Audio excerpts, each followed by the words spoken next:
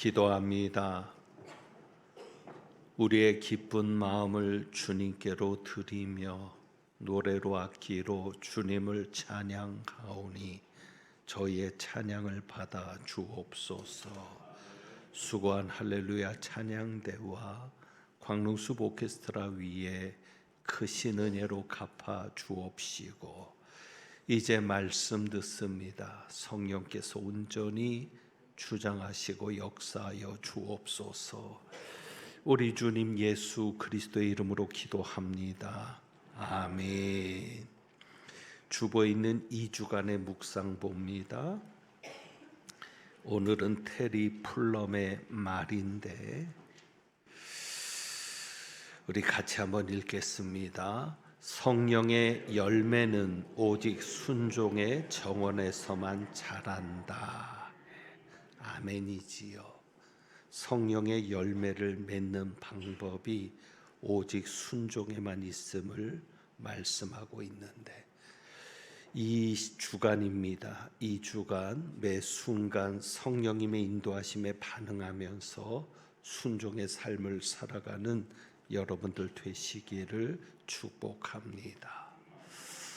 휴가를 잘 다녀왔습니다. 주일을 끼고 휴가를 가본 것은 25년 만에 처음 있는 일이었습니다. 주일날 강단을 비운 것, 휴가 때문에 강단을 비운 것도 처음이었습니다. 저에게는 새로운 경험이었습니다. 낯선 지역, 낯선 교회에서 주일 예배를 드려보는 것이 전혀 새로운 경험이었습니다. 교회마다 예배 순서에 약간의 차이가 있습니다.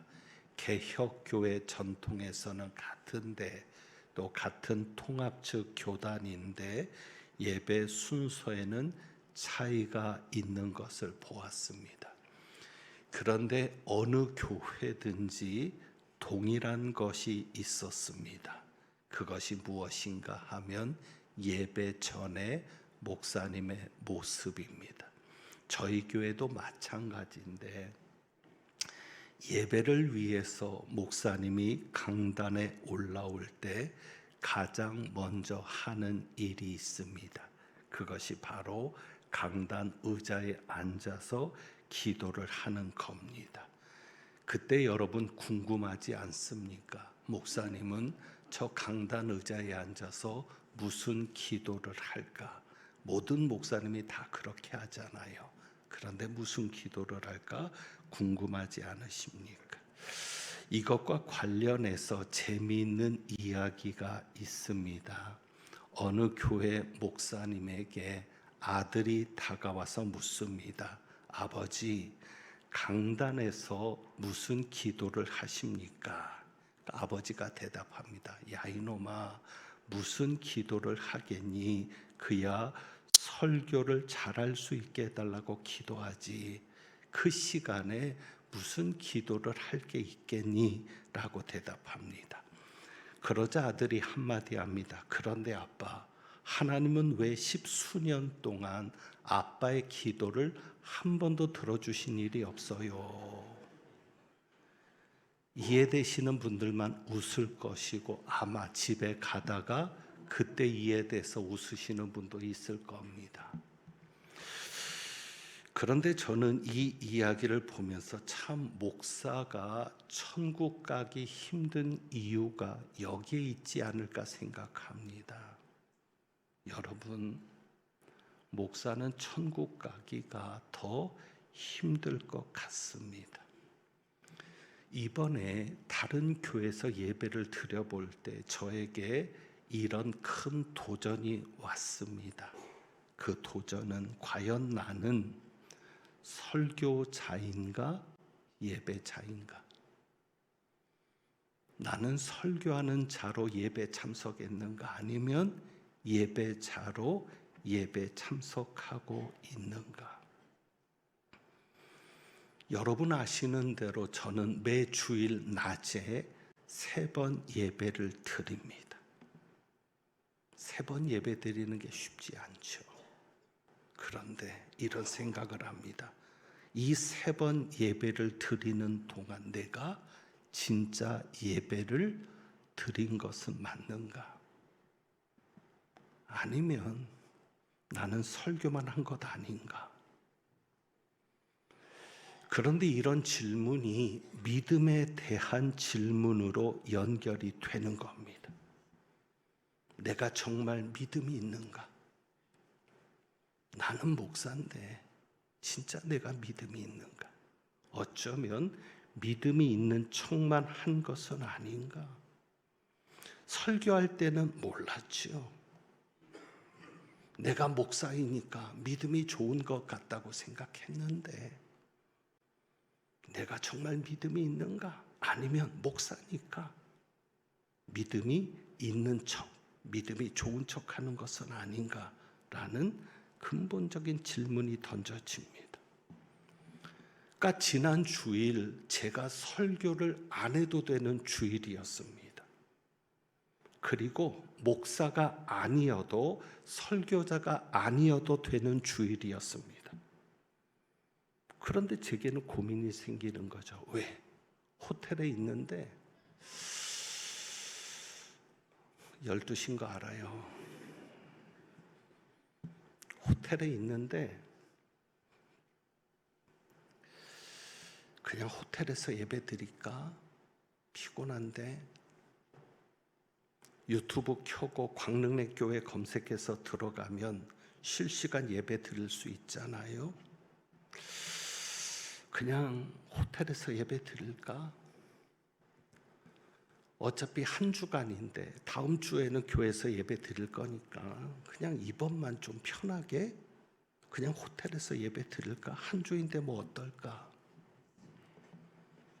문득 그때 제게 드는 생각이 이겁니다. 야, 너 교회 나간 이유가 뭐야? 너 왜 교회 나갔어? 왜 주일이면 교회를 나간 거야? 목사이기 때문에 교회 나간 거야? 너 설교하러 교회 나간 거야? 예배 드리러 간 거잖아. 너는 설교자지만 그래도 너도 예배 드리러 간 거잖아. 그러니까 정리되는 게 있더라고요. 여러분 보시면 알지만 저는 이 뒤에 앉아서도 그냥 가만히 있지 않습니다. 같이 찬송하고 같이 사도신경하고 같이 교동문하고 한 번도 입 다물고 있어 본 적이 없습니다. 설교 원고 쳐다보고 그렇게 설교에만 집중해 본 적이 없는 거거든요. 너 설교하러 교회 간 거 아니잖아. 목사니까 교회 간 거 아니잖아. 그렇죠. 제가 주님을 사랑해서 교회 간 겁니다. 믿음이 있으니까 주일을 거룩하게 예배 드리면서 보내야 되는 거니까 그런 믿음이 있으니까 제가 교회를 간 겁니다. 다시 정리가 되는 거죠. 분명한 것은 설교하기 위해 교회 간 것이 아니었습니다. 자, 그렇다면 여러분에게도 한번 이런 질문을 똑같이 던져보시죠. 제게 했던 질문, 나는 목사이기 때문에 예배를 드렸던 것 아닌가? 그러면 나는 장로니까 예배 드렸던 것 아닌가? 나는 권사니까 교회 나온 것 아닌가? 왜? 다른 사람을 의식하기 때문에 예배를 드리는 거죠. 아니, 장로가 예배를 빠져? 권사가 예배를 빠져? 그 소리 듣기 싫어서. 예배를 위해서 예배를 드리는 게 아니라 뭔가 맡은 게 있기 때문에 교회를 나온 것 아닌가? 정말 이런 질문을 여러분에게 던져 보셔야 될 때입니다. 나는 주님을 사랑하기 때문에, 믿음이 있기 때문에 예배를 드리고 있는가? 이 궁극적인 질문을 여러분에게 드려봐야 합니다. 왜요? 이 질문은 구원과 관련이 있기 때문입니다. 여러분이 구원받은 자임이 분명해지는 것과 관련이 있기 때문입니다. 예수님께서 이런 말씀하셨죠. 마태복음 7장 20절과 21절 말씀, 우리가 잘 알잖아요. 나더러 주여 주여 하는 자마다 다 천국에 들어갈 것이 아니요. 다 하니까 천국에 들어갈 자도 있다는 겁니다. 주여 주여 하는 자 중에. 자, 그리고 그날에 많은 사람이 나더러 이르되, 그날에 많은 사람이 나더러 이르되 주여 주여 우리가 주의 이름으로 선지자 노릇하며 주의 이름으로 귀신을 쫓아내며 주의 이름으로 많은 권능을 행하지 아니하였나이까 하리니. 충격적인 게 뭐예요? 많은 사람이 천국에 들어가지 못한다는 겁니다. 그날에 많은 사람이 나더러 이르되. 그런데 이 많은 사람이 예수 안 믿는 많은 사람이 아닌 거예요. 한 번도 교회 나가지 않은 많은 사람이 아닌 거예요. 그들은 당연하지만 이 많은 사람이 누구예요? 나는 천국에 들어갈 수 있다고 확신했던 사람들. 나는 당연히 천국에 갈 수 있다고 확신했던 많은 사람들이 들어가지 못하니까 주여 주여 우리가 어찌 들어가지 못합니까? 그렇게 묻는 것 아닙니까? 여러분, 예수님 앞에 당당하게 말할 수 있습니까? 주님, 내가 목사였습니다. 주님, 내가 장로였습니다. 주님, 내가 권사였고요. 주님, 내가 교사였고요. 찬양대였고요. 주님, 내가 구역장 했다고요. 이렇게 말하는 게 아니라 주님, 내게는 믿음이 있습니다. 이렇게 여러분이 당당하게 말할 수 있으십니까? 오늘 여러분이 왜 이 자리에 나와 있는지 다시 한번 생각해 볼 수 있기 원합니다. 정말 주님을 사랑해서 이 거룩한 주일, 내가 주님을 사랑하는 그 마음 때문에 주님께 예배드리는 게 너무 좋아서 그래서 내가 이 자리에 나와 있는 것인지, 아니면 다른 사람 의식해서 다른 사람이 쳐다보니까, 누군가 내가 안 나오면 체크하니까 그래서 나오는 것은 아닌지. 그래서 저는 그런 분들이 부러운 겁니다. 아무런 직분이 없는데 정말 하나님을 사랑해서 하나님께 드리는 예배가 너무 소중해서 오신 분들, 왔다 갔는지도 몰라요. 예배 참석했는지 아무도 신경 쓰지 않는데도 불구하고 그냥 주님을 사랑해서 예배 드리신 분들, 교회에서 할 일이 없고 그냥 예배만 드리고 가지만 그래도 안 나와도 되잖아요. 집에서 예배 드려도 되고. 그럼에도 불구하고 이렇게 와서 바쁜데, 힘들고 피곤한데도 주님 앞에 나와서 예배 드리는 분들, 그런 분들이 정말 부럽고 그런 분들이 소중합니다. 그런 분들에게는 하늘에서 큰 상급이 있을 줄 믿습니다. 많은 사람들이 말하잖아요. 주여 주여 우리가 주의 이름으로, 원어로 보면 당신의 이름으로입니다. 당신의 이름으로 선지자 노릇했다. 선지자 노릇한 것이 중요한 게 아니죠. 여러분, 교회에서 목사 노릇, 장로 노릇, 집사 노릇, 권사 노릇, 그 노릇이 뭐 중요합니까? 정말 중요한 것은 믿음이죠. 정말 나에게 믿음이 있는가? 그것을 돌아볼 수 있기를 원합니다. 예수님께서 나더러 주여 주여 하는 자마다 다 천국에 들어갈 것이 아니오라고 이 말씀을 하시기 전에 서론과도 같은 말씀을 하셨습니다. 7장 20절이죠. 그러니까 그 말씀을 하신 다음에 이어가지고 주여 주여 하는 자마다라고 얘기하신 거예요. 그 말씀이 뭐냐면, 이러므로 그들의 열매로 그들을 알리라. 그러니까 그들의 열매를 보니까 천국에 들어갈 믿음이 아니었던 거예요. 그러니까 열매가 없는 거죠. 그러니까 선지자 노릇하는 것도 열매가 아닙니다. 귀신을 쫓아내는 것도 열매가 아니고요. 주의 이름으로 많은 권능을 행하는 것도 열매가 아닙니다. 그렇다면 제가 목사인데 목사의 열매는 무엇일까요? 목사가 맺어야 될 열매는 무엇이어야 할까요? 여러분 스스로에게도 문제를 던져보십시오. 여러분이 맺어야 될 열매는 무엇이겠습니까? 예수님께서 여러분의 믿음을 보이는데 여러분의 믿음을 보고 여러분을 품어주시는데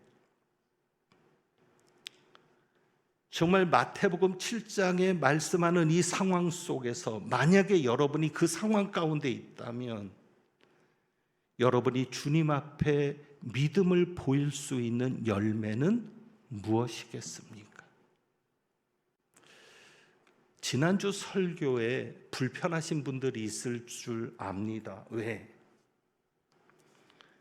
잘못 들으면 이렇게 들을 수 있어요. 앞으로 간절하게 기도하지 말아라. 끈질기게 기도하지 말아라. 왜? 그런 기도는 하나님을 번거롭게, 하나님을 귀찮게 하는 거니까 그렇게 기도하면 안 된다라고 들으시는 분도 있을지 모릅니다. 그런데 여러분, 그 말씀이 그런 뜻입니까? 간절하게 기도하면 안 되고 끈질기게 기도하면 안 된다는 그런 말씀입니까? 아니죠. 간절하게 기도해야죠. 성경의 다른 부분에서는 분명히 간절하게 구하라고 말씀했고요. 끈질기게 구하는 겁니다. 어느 때까지? 응답하실 때까지. 조지 뮬러가 기도의 응답을 가장 많이 받았다고 하는데 어떻게 그렇게 많이 받을 수 있었습니까? 당연하죠. 응답 받을 때까지 기도하면 되는 거거든요.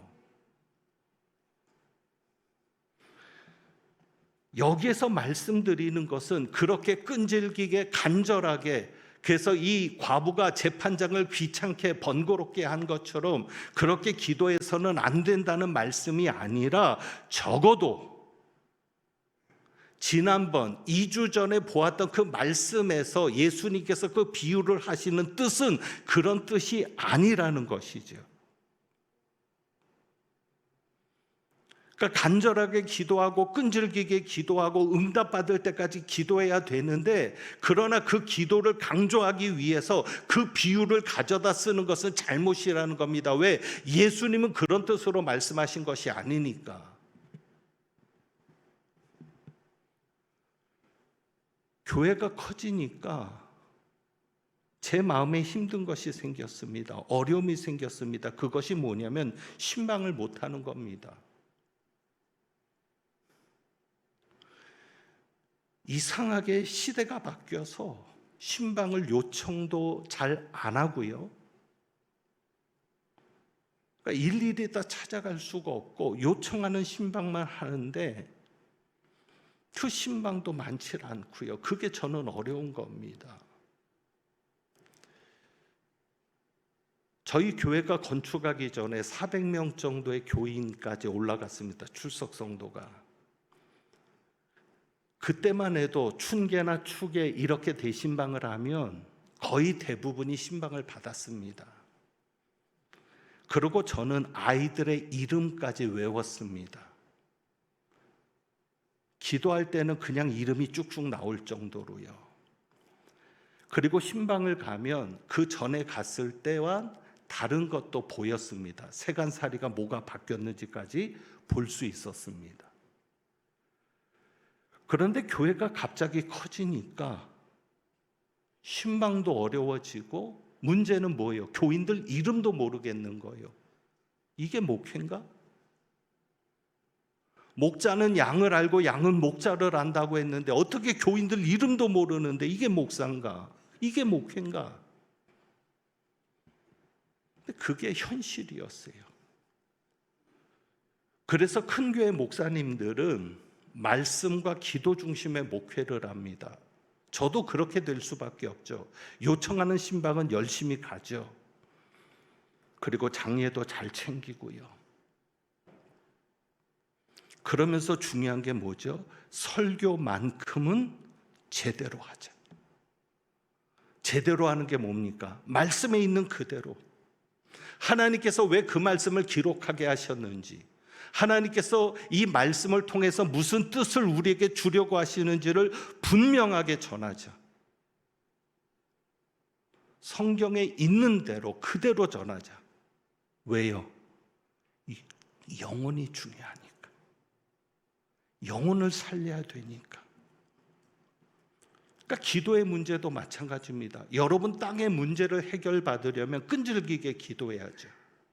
응답될 때까지 간절하게 기도해야죠. 그런데 여러분 기도가 땅의 문제를 해결받기 위한 것만이 기도입니까? 정말 중요한 기도는 뭐예요? 영혼을 위한 기도가 더 중요한 기도입니다. 저도 누구보다 금식과 철야를 많이 했습니다. 하나님이 아시죠? 그리고 금식과 철야를 많이 했기 때문에 이런 설교가 나올 수 있는 거고요. 그런데 제가 문제가 많아서 금식과 철야를 그렇게 했겠습니까? 여러분 중에 영혼을 위해서 금식과 철야를 해보시는 분들 계십니까? 정말 간절하게 끈질기게 기도하는데 땅의 문제를 위해서가 아니라 영혼의 문제를 위해서. 요즘 내 영혼이 왜 이렇게 약해졌지? 내 영혼이 더러워진 것 같아. 이상하게 하나님이 점점 멀게만 느껴져. 왜 이러지? 그것 때문에 금식하고 그것 때문에 철야하고. 왜? 중요한 것은 육신의 문제보다 영혼의 문제가 더 중요하기 때문인 것이죠. 그래서 여러분이 영혼에 대한 관심을 놓치면 큰일 나는 겁니다. 그러니까 오늘 주신 말씀도 마찬가지입니다. 오늘 주신 말씀을 보면 예수님의 말씀이 이해가 전혀 안 됩니다. 자, 18절 말씀.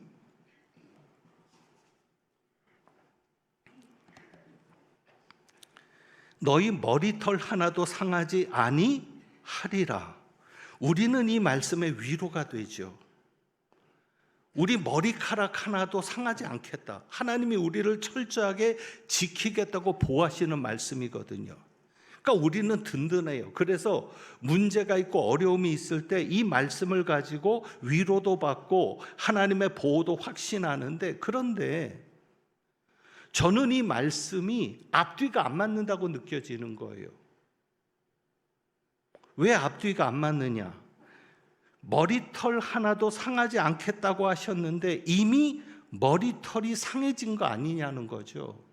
자, 17절과 연결해서 보면, 그냥 우리가 이 두 가지 말씀만 보면, 요것만 딱 떼어놓고 보면 그렇게 생각할 수 있어요. 또 너희가 내 이름으로 말미암아 모든 사람에게 미움을 받을 것이나 너희 머리털 하나도 상하지 아니하리라. 사람들이 나를 미워해도 상관없어요. 왜? 미워하는 것은 감정적인 문제니까 나에게 해가 있어요, 없어요? 해가 없어요. 나만 안 건드리면 돼요. 혼자서 미워하든 저주하든.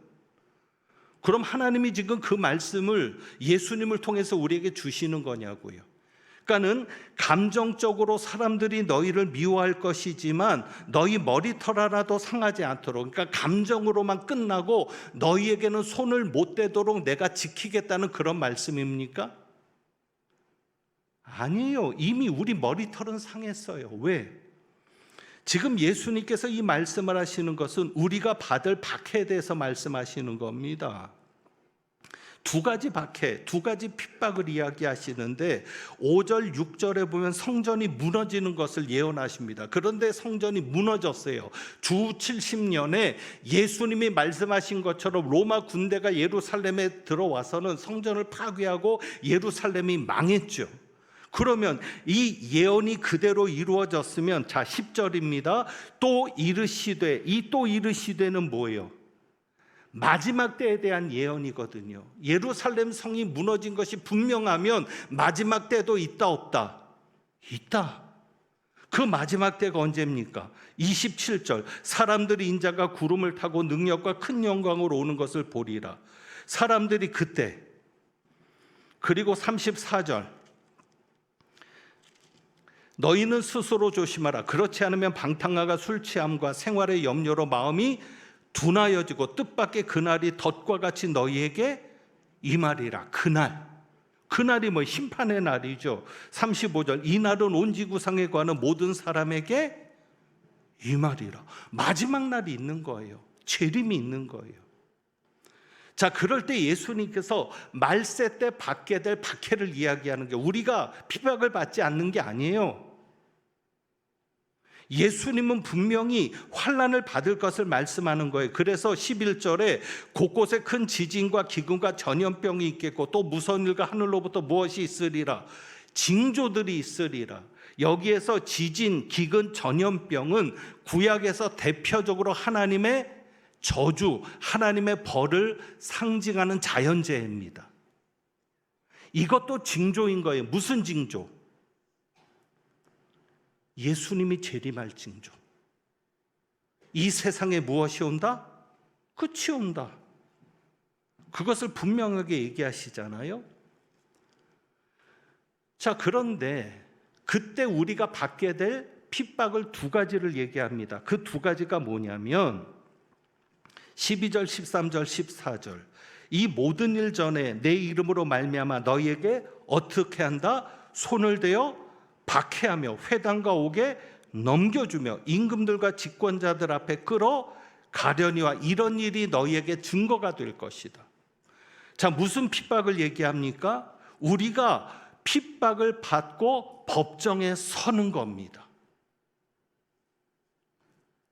그러니까 저는 예수님의 재림이 가까이 올수록 국가적인 핍박이 있을 수도 있다고 봅니다. 예수님의 말씀에 따르면 예수 믿는다는 것 이유 하나로 국가가 우리를 핍박할 수 있는 거예요. 지금 그 얘기를 하는 거죠. 회당은 유대인들이고 감옥은 이방인들이고 임금들과 집권자들 앞에 끌려가게 된다. 자, 어쨌거나 이런 핍박이 있고, 그런데 여기 보세요. 12절에 너희에게 손을 대어 박해하며, 이미 손을 댔어요, 안 됐어요? 됐어요. 그런데 무슨 머리털 하나도 상하지 않습니까? 그리고 두 번째 박해는 16절, 17절입니다. 심지어 부모와 형제와 친척과 벗이 너희를 넘겨주어. 두 번째 박해는 친한 사람들로부터의 배신인 거예요. 심지어는 부모, 형제, 친척, 벗이 배신을 하는데 16절에 너희 중에 몇을 어떻게 하겠고 죽이게 하겠고 또 너희가 내 이름으로 말미암아 모든 사람에게 미움을 받을 것이다. 자, 심지어는 죽임까지 당하는 겁니다. 그러면 이미 머리털을 상한 것 아닙니까? 그러니까 우리는 예수를 믿으면서 교회 다니는 이유가 이 땅인 거예요. 이 땅에서 잘 먹고 잘 살고 행복해지고. 그러다 보니까 이 말씀이 보이질 않는 거예요. 그냥 이 말씀만 보이면 너희 머리털 하나도 상하지 아니하리라. 그런데 이미 상했잖아요. 육체는 망가지잖아요. 박해로. 그러면 이 머리털 하나도 상하지 않는다는 것은 무슨 말씀일까요? 육체를 말합니까? 영혼을 말합니까? 영혼을 말하는 거죠. 너희는 육체로는 고난을 당해도 하나님께서 너희의 믿음을 끝까지 지켜서 너희의 영혼이 어디로 갈 수 있도록?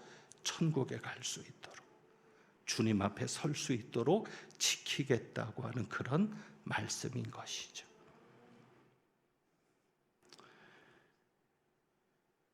진정한 생명, 진정한 목숨은 영혼의 문제거든요. 그래서 19절에 너희의 인내로 너희 영혼을 얻으리라. 여러분, 예수 믿기를 잘했다고 생각하십니까? 근데 어느 때 그런 생각이 드십니까? 그게 중요하죠. 많은 사람들이 예수님을 따르면서 생각합니다. 예수 따르기 잘했지? 예수 믿기 잘했어. 왜? 봐. 예수님이 저렇게 병자를 고치잖아. 죽은 자도 살리잖아. 그러니까 예수 믿으면, 예수님 따르면 병도 낫는 거야. 예수 믿기 잘했지? 12 제자들은 그렇게 생각할 겁니다. 예수 믿기 잘했지? 자, 이제 예수님 예루살렘에 올라가신다. 거기서 하나님 나라를 이루실 거야. 그러면 우리는 그 하나님 나라에서 장관 자리 하나씩은 할 수 있어. 누가 더 높은 자리에 올라갈까? 참 예수 믿기 잘했어. 그런데 예수님의 말씀은 뭐를 얘기하세요? 너희가 내 이름으로 무엇을 받을 것이다? 박해를 받을 것이다. 내 이름으로 죽임을 당할 수도 있다. 오늘 말씀의 제목이 이겁니다. 믿음, 이것도 각오하십니까? 여러분, 믿는다면 예수 믿는다는 이유 하나로 당할 박해, 핍박, 어려움들도 각오하십니까? 그러니까 여러분이 예수를 믿는 때 정말 믿음이 있다면 영혼의 문제를 생각할 수밖에 없는 거예요. 영혼이 없다면 아무것도 아닌 거예요. 구원이 없다면, 천국이 없다면 아무것도 아닌 거예요. 분명히 그날이 있습니다. 그래서 34절 말씀부터 쭉 여러분들이 보시면 36절의 마지막 결론이 뭐예요? 이러므로 너희는 장차 우리 모든 일을 능히 피하고 인자 앞에 서도록 항상 기도하며 어떻게 있으라? 깨어 있으라. 그러니까 그 과부와 재판관의 비유에서도 예수님 뭐라고 말씀하세요? 항상 기도하며 낙심하지 말 것을 비유로 하여 가르치셨잖아요. 왜 우리가 항상 기도하며 낙심하지 말아야 합니까? 항상 기도하는 것이 무엇이기 때문에? 깨어 있는 것이기 때문에. 그러니까 기도하다가 포기하지 말라는 거예요. 왜? 우리가 항상 기도하고 깨어 있어야 누구 앞에 설 수 있으니까. 인자 앞에 설 수 있으니까. 그래서 여러분이 환난도 각오할 수 있는 믿음을 가지고 견딜 수 있기를 원합니다. 두 가지 말씀을 드리고 마칩니다. 마가복음 13장 13절 너희의 인내로 너희 영혼을 얻으리라. 누가복음은 그렇게 말을 했는데 마가복음 13장에서는 이 말씀을 이렇게 기록합니다. 또 너희가 내 이름으로 말미암아 모든 사람에게 미움을 받을 것이나 끝까지 견디는 자는 구원을 받으리라. 마태복음 24장 13절도 마찬가지입니다. 그러나 끝까지 견디는 자는 구원을 얻으리라. 영혼의 문제, 구원의 문제를 꼭 생각하시고 우리가 예배를 드리는 이유가, 예수를 믿는 이유가 여기에 있음을 여러분이 놓치지 마시고, 오늘 감사절인데 이 땅의 구원에 대한 감사보다도 영혼의 구원을 감사하고 영생과 천국이 있음을 감사하면서 그렇게 또 하나님 앞에 감사할 수 있는 영혼의 문제에 눈을 뜨는 여러분들 되시길 주님의 이름으로 축복합니다. 그래서 우리가 한번 주보에 있는 이 찬양 드려봅니다. 그럼에도 불구하고 우리를 사랑하시는 그 하나님의 사랑을 여러분이 경험하시고, 마음속에 어려움이 있을 때 그럼에도 불구하고 여러분을 사랑하시는 하나님에게 나아갈 수 있는 그런 믿음, 끝까지 견딜 수 있는 믿음 달라고 우리 한번 이 찬양 드리고 336장 찬양도 이어서 드리도록 합니다.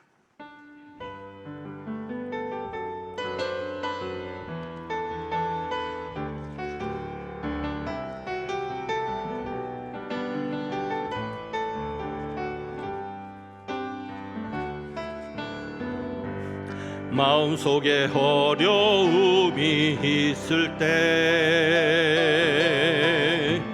마음속에 어려움이 있을 때,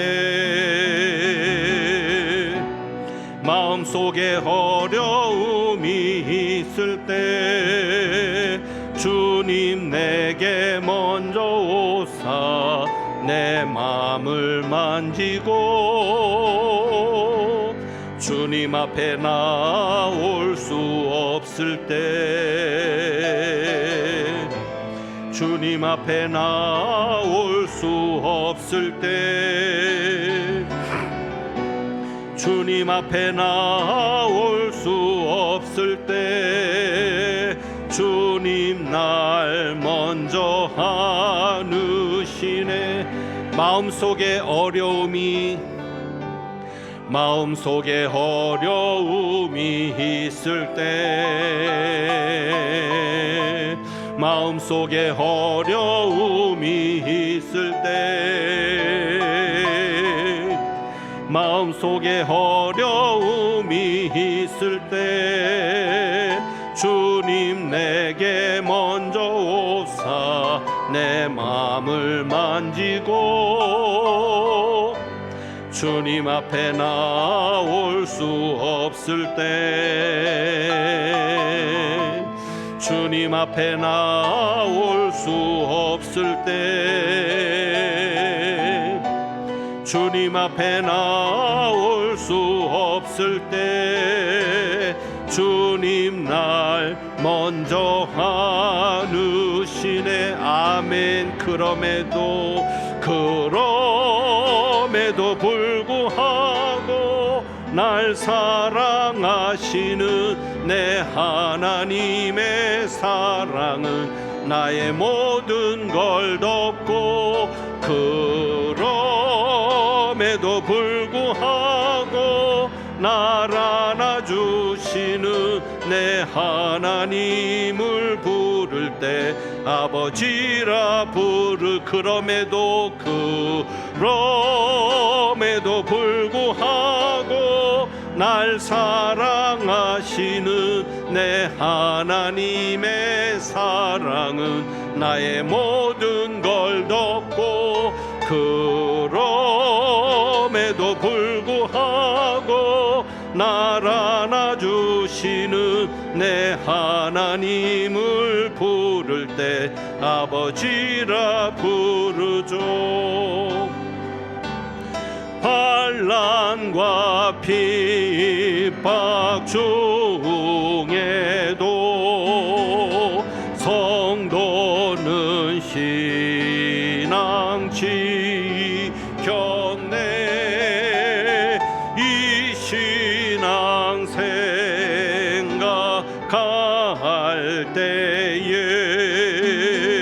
기쁨이 충만하도다. 아멘. 성도의 신앙 따라서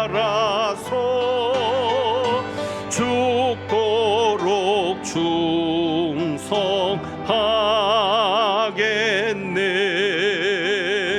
옥중에 매인 성도나 양심은 자유 얻었네. 우리도 고난 받으면 죽어도 영광 되도다. 아멘. 성도의 신앙 따라서 죽도록 충성하겠네. 주님 성도의 신앙 본받아 원수도 사랑하겠네.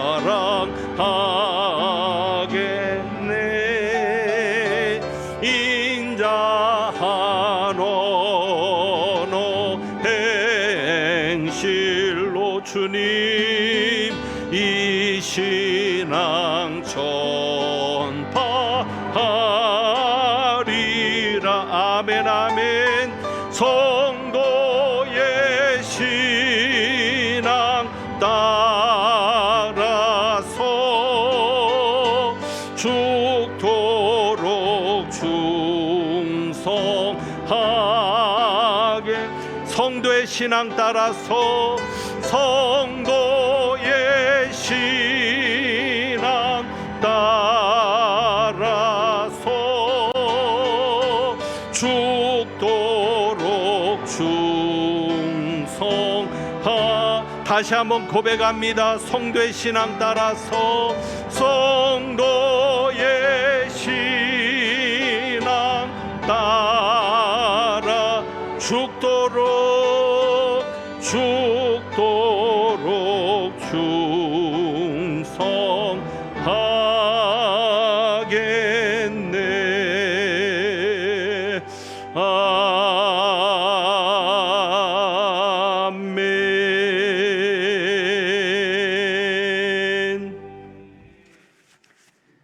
기도합니다. 하나님 아버지, 눈에 보이는 것들로 인해, 육신의 것들로 인해 답답합니다. 이 세상이 돌아가는 것을 보면 화도 나고 무언가 모르게 치밀어 오르는 것 때문에 감당할 수 없는 상태가 되기도 합니다.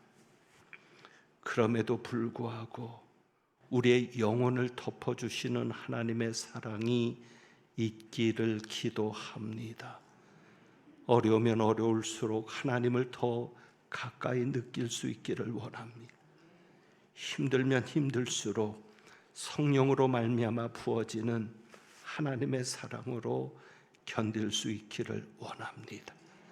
끝까지 견디는 자가 구원을 받으리라 하셨는데, 끝까지 인내하여 주님 앞에 서는 저희들 되게 하여 주옵소서.